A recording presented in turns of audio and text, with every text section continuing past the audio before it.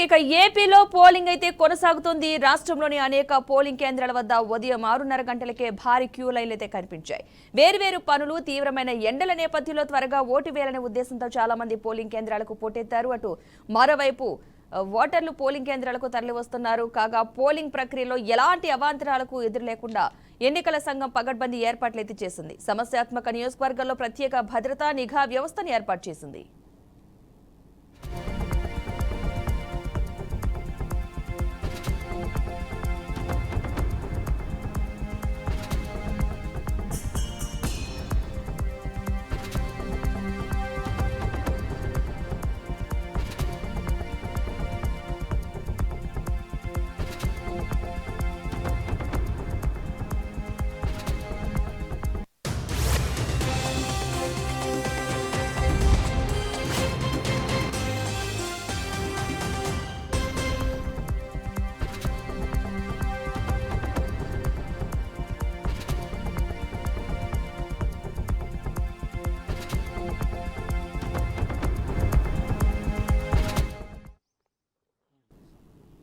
ఇక లోక్సభ ఎన్నికలు తెలంగాణలో ప్రశాంతంగా కొనసాగుతున్నాయి. రాష్ట్రంలోని 17 పార్లమెంటు స్థానాలతో పాటు కంటోన్మెంట్ అసెంబ్లీ సీటు ఉప ఎన్నికకు సోమవారం అనగా ఈ రోజు ఉదయం 7 గంటల నుండి కూడా పోలింగ్ అయితే మొదలైంది. పోలింగ్ అధికారులు కూడా పగడ్బందీ ఏర్పాట్లు అయితే చేశారు. పోలింగ్ బూతుల వద్ద ఎలాంటి అవాంఛనీయ ఘటనలకు చోటు లేకుండా పోలీసులు అయితే పెద్ద ఎత్తున బందోబస్తు ఏర్పాటు చేయడంతో పాటు 144 సెక్షన్ అయితే విధించారు.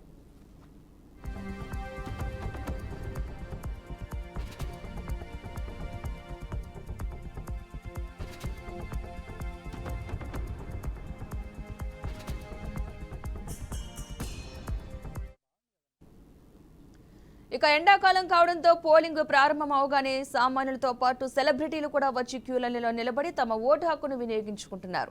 ఉదయం 7 గంటలకే పెద్ద ఎత్తున ప్రజలు పోలింగ్ కేంద్రాల వద్ద బారులు తీరారు. ఈ నేపథ్యంలోనే పలువురు సినీ, రాజకీయ, క్రీడా ప్రముఖులు సైతం విధిగా తమ ఓటు హక్కు వినియోగించుకునేందుకు పోలింగ్ ప్రారంభమైన వెంటనే బూతుల వద్దకు చేరుకుని ఓటు వేసేందుకు క్యూలైన్లో నిల్చున్నారు.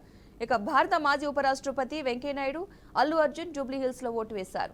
కేంద్ర మంత్రి, తెలంగాణ బీజేపీ చీఫ్ కిషన్ రెడ్డి బర్కత్పురాలో ఓటు హక్కు వినియోగించుకున్నారు.